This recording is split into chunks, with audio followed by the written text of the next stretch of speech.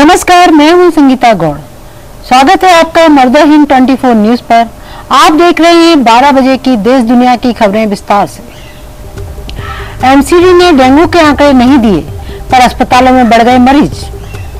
Doctor बोले रोज 10 मरीज आ रहे हैं। दिल्ली में डेंगू पांव पसार रहा है।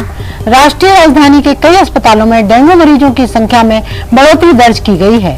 हालांकि नगर निगम ने पिछले कई हफ्तों से डेंगू के आंकड़े जारी नहीं किए, लेकिन चिकित्सकों का कहना है कि अस्पताल में डेंगू के मरीजों की संख्या बढ़ी है। राम मनोहर लोहिया अस्पताल से जुड़े सूत्रों ने मंगलवार को कहा कि 17 सितंबर को डेंगू से पीड़ित 38 साल की एक महिला की मौत हो गई। अस्पताल में डेंगू से मरने वाली यह चौथी मरीज थी। आरएमएल अस्पताल में मरने वाली महिला उत्तर प्रदेश की रहने वाली थी। हाल ही में उन्हें नाजुक अस्पताल में भर्ती कराया गया था। दिल्ली के कई बड़े अस्पतालों में चिकित्सकों का कहना है कि डेंगू मरीजों की संख्या अस्पताल में बढ़ी है। दिल्ली में नहाने, कपड़े धोने के लिए सभी कैदियों को मिलेगा गर्म पानी। एलजी के आदेश पर अफसरों ने उठाए कदम। दिल्ली के एलजी विनय कुमार सक्सेना ने तिहाड़ जेल के अधिकारियों को यह तय करने का आदेश दिया है कि सभी कैदियों को नहाने और कपड़े साफ करने के लिए गर्म पानी मिले। एलजी के इस फैसले के बाद दिल्ली जेल प्रशासन से जुड़े अधिकारियों ने तिहाड़, मंडोली, रोहिणी जेलों की सभी बैरकों में सौर वाटर हीटर लगाने का काम शुरू कर दिया है। महिला आरक्षण विधेयक का समर्थन। मायावती ने कहा 50% आरक्षण देने पर विचार करना चाहिए। बहुजन समाज पार्टी की अध्यक्ष मायावती ने मंगलवार को कहा कि संसद में पेश किए जा रहे महिला आरक्षण विधेयक में अनुसूचित जाति, अनुसूचित जनजाति और अन्य पिछड़ा वर्ग की महिलाओं को आरक्षण मिलना चाहिए। हालांकि पूर्व मुख्यमंत्री ने स्पष्ट किया है कि उनकी पार्टी संसद में विधेयक का समर्थन करेगी, भले ही ये मांगे पूरी न हो। 27 साल से अटके महिला आरक्षण विधेयक को नरेंद्र मोदी सरकार ने संसद और विधानसभाओं में महिलाओं के लिए 33% सीटें आरक्षित करके मंजूरी दे दी है। इस विधेयक के संदर्भ में संसद में कई बार कहा कि हमारी पार्टी चाहती है कि महिलाओं को संसद और राज्य विधानसभाओं में आरक्षण मिले। आरक्षण नीति को लेकर बीजेपी पर बरसे एमके स्टालिन। बोले 50% तक ना हो सीमित।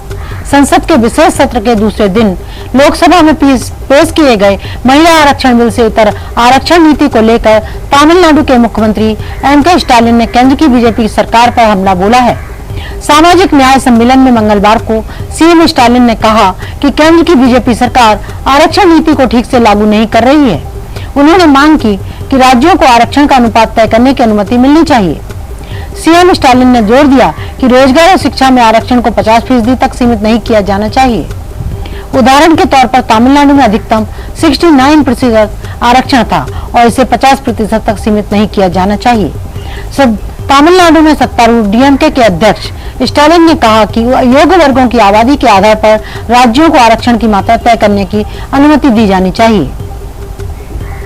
टीएमसी ने नई संसद से राष्ट्रपति मुर्मू की अनुपस्थिति पर उठाए सवाल। पूछा उन्हें नजरअंदाज क्यों किया गया। भारत ने मंगलवार को इतिहास लिखा जब देश को नई संसद मिली और सांसदों ने पुराने परिसर से विदाई ली। हालांकि टीएमसी सांसद डेरेक ओबराय ने पूछा कि सेंट्रल हॉल में समारोह के दौरान भारत की राष्ट्रपति कहाँ थी और क्या उन्हें इसके लिए आमंत्रित किया गया था। उन्होंने यह भी पूछा कि राष्ट्रपति द्रौपदी मुर्मू को क्यों नजरअंदाज किया गया। सेंट्रल हॉल में समारोह का नेतृत्व पीएम नरेंद्र मोदी और उपराष्ट्रपति जगदीप धनखड़ ने किया। उन्होंने एक वीडियो में पूछा, आज संसद के सेंट्रल हॉल में समारोह में भारत की माननीय राष्ट्रपति कहाँ थी, क्या उन्हें आमंत्रित नहीं किया गया, उन्हें नजरअंदाज क्यों किया गया। हजारों ट्रैफिक और पुलिस कर्मियों पर 2 अंतर्राष्ट्रीय इवेंट की जिम्मेदारी। हर दिन 2.5 लाख अतिरिक्त लोगों का होगा भार। ग्रेटर नोएडा में होने वाले अंतर्राष्ट्रीय ट्रेड शो और मोटो जीपी जैसे 2 बड़े इवेंट को सफल बनाने में पूरा प्रशासन जुटा है।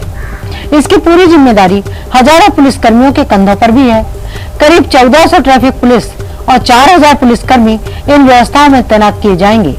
नोएडा ग्रेटर नोएडा एक्सप्रेसवे पर 21 से 25 सितंबर तक वाहनों का सबसे अधिक दबाव रहेगा।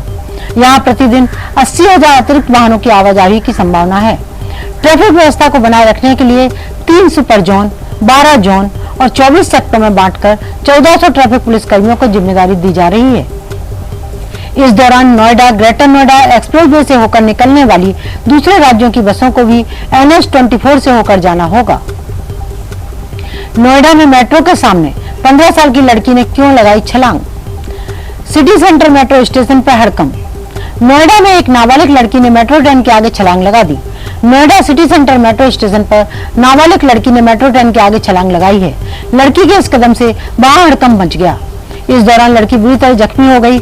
पुलिस ने कहा कि इस बात की आशंका है कि आत्महत्या करने के इरादे से लड़की ने ट्रक के आगे छलांग लगाई है। पुलिस ने कहा कि घटना मेट्रो स्टेशन के प्लेटफॉर्म नंबर 2 पर हुई है। लड़की ने blue line corridor rail network पर मेट्रो ट्रेन के आगे छलांग लगाई। लड़की की उम्र करीब 15 साल बताई जा रही है। लड़की को पहले जिला अस्पताल ले जाया गया था, बाद में उसे दिल्ली के सफदरजंग अस्पताल में रेफर कर दिया गया। सेक्टर 30 पुलिस स्टेशन के एक अधिकारी ने कहा कि अस्पताल में लड़की का इलाज चल रहा है। घायल लड़की के परिजन अस्पताल में मौजूद हैं। दिल्ली के पार्क में लगा दिया मोबाइल टावर। ग्रीन ट्रिब्यूनल ने एमसीडी के कमिश्नर को थमाया नोटिस। दिल्ली के पार्क में मोबाइल टावर लगाने पर नेशनल ग्रीन ट्रिब्यूनल ने सख्त रवैया अपनाया है। ट्रिब्यूनल ने दिल्ली नगर निगम के कमिश्नर और दिल्ली प्रदूषण नियंत्रण कमेटी को नोटिस जारी किया। वेस्ट दिल्ली के एक पार्क में एक मोबाइल टावर लगाए जाने को लेकर एक याचिका ट्रिब्यूनल में दाखिल की गई थी और कहा गया था कि मोबाइल टावर लगाने में पर्यावरण नियमों का उल्लंघन किया गया है। हरिनगर में रेसिडेंट्स वेलफेयर एसोसिएशन द्वारा दायर की गई याचिका पर ट्रिब्यूनल ने सुनवाई के दौरान नोटिस जारी किया। इस याचिका में कहा गया है कि इंडस टावर कंपनी ने बिना पूर्व में परमिशन लिए ही तिकोना पार्क में मोबाइल टावर लगा दिया है। इसमें दावा किया गया कि टावर से लगातार कंपन होने की वजह से इलाके के बुजुर्ग लोगों और बच्चों को परेशानी हो रही है। यह निर्माण तिहाड़ जेल के नजदीक किया गया है। इससे सुरक्षा को भी खतरा है। प्रधानमंत्री रोजगार योजना के तहत सस्ता लोन देने के नाम पर ठगी। फर्जी कॉल सेंटर का पर्दाफाश। 7 लड़कियां गिरफ्तार। दिल्ली के आदर्श नगर पुलिस ने प्रधानमंत्री रोजगार योजना के नाम पर सस्ता लोन देने के नाम पर ठगी करने वाले कॉल सेंटर का भंडाफोड़ किया है। पुलिस ने कॉल सेंटर में काम करने वाली 7 युवतियों को गिरफ्तार किया है। हालांकि अभी भी गिरोह का सरगना फरार चल रहा है। जानकारी के अनुसार दक्षिणपुरी निवासी 27 वर्षीय भावना संगीतकार है। उन्होंने बताया कि उनके पति संगीत शिक्षण संस्थान खोलना चाहते थे, जिसके लिए 3 लाख रुपए की जरूरत थी। उन्होंने कई वेबसाइट पर पूछताछ की। पीड़िता ने बताया कि इस साल मई में उनके मोबाइल फोन पर मैसेज आया, जिसमें आदर्श नगर स्थित Lyell solution private limited company द्वारा कम ब्याज दर पर लोन देने की बात कही गई थी। पीड़िता ने फोन नंबर पर संपर्क साधा और आदर्श नगर स्थित कंपनी के ऑफिस में गई। वहां महिला कर्मचारी ने 5,000 रुपए कागजात तैयार करने और 15,000 रुपए अन्य कमीशन लिए। इसके बाद कहा कि जल्द ही प्रधानमंत्री रोजगार योजना की आईडी पासवर्ड दे दिया जाएगा, लेकिन समय बीतने के बाद भी लोन नहीं मिला। कई बार ऑफिस जाने के बाद महिला कर्मचारी ने कॉल सेंटर के मैनेजर विजय कुमार भारती से भी पीड़ित की बात कराई, लेकिन आश्वासन के अलावा कुछ नहीं मिला। फिर पीड़िता 14 सितंबर को कंपनी के ऑफिस में पहुंची और पीसीआर कॉल किया। सूचना मिलने पर आदर्श नगर थाने से पुलिस मौके पर पहुंची तो ऑफिस में कुछ युवतियां ठगी के लिए संभावित शिकार को फंसाने के लिए फोन कर रही थी। 117 करोड़ खर्च कर दिल्ली नगर निगम करेगा अस्पतालों की हालत में सुधार। मेयर शैली ओबेरॉय ने किया ऐलान। दिल्ली की मेयर शैली ओबेरॉय ने बताया कि दिल्ली सरकार से निगम को कैपिटल हेड और रेवेन्यू फंड के रूप में क्रमशः 54 और 63 करोड़ रुपए मिले हैं। इससे निगम के अस्पतालों की हालत में सुधार करने के साथ अन्य सुविधाओं में बढ़ोतरी की जाएगी। आम आदमी पार्टी द्वारा दिल्ली सरकार में बेहतर शिक्षा, स्वास्थ्य मॉडल पेश करने के बाद अब निगम में भी उसी मॉडल पर काम किया जा रहा है। मेयर ने निशाना साधते हुए कहा कि 15 सालों में भाजपा की सरकार में निगम के अस्पतालों, डिस्पेंसरी और मैटरनिटी सेंटर का बुरा हाल हो गया था। अब आम आदमी पार्टी की सरकार निगम की स्वास्थ्य सेवाओं में सुधार लाने का प्रयास शुरू कर दिया है। निगम को दिल्ली सरकार से कैपिटल हेड के तौर पर 54 करोड़ रुपए मिले हैं। साथ ही रेवेन्यू फंड के तौर पर 63 करोड़ रुपए मिले हैं। इन दोनों फंड का इस्तेमाल दिल्ली नगर निगम के अस्पताल, डिस्पेंसरी और मैटरनिटी सेंटर की हालत में सुधार करने में किया जाएगा। कैपिटल हेड के 54 करोड़ रुपए को 491 प्रोजेक्ट पर खर्च किया जाएगा। इस प्रोजेक्ट में अस्पतालों की बिल्डिंग की मरम्मत, टॉयलेट ब्लॉक को ठीक करना, पानी और सीवर की बेहतरीन व्यवस्था, electric wiring, AC, lift, fire fighting system को जैसे कार्य किए जाएंगे। नमस्कार, आप देश दुनिया की ताजा खबरें देखने के लिए हमारी वेबसाइट www.marudahind.com को लॉगिन कर सकते हैं। आप हमें फेसबुक, इंस्टाग्राम पर भी फॉलो कर सकते हैं।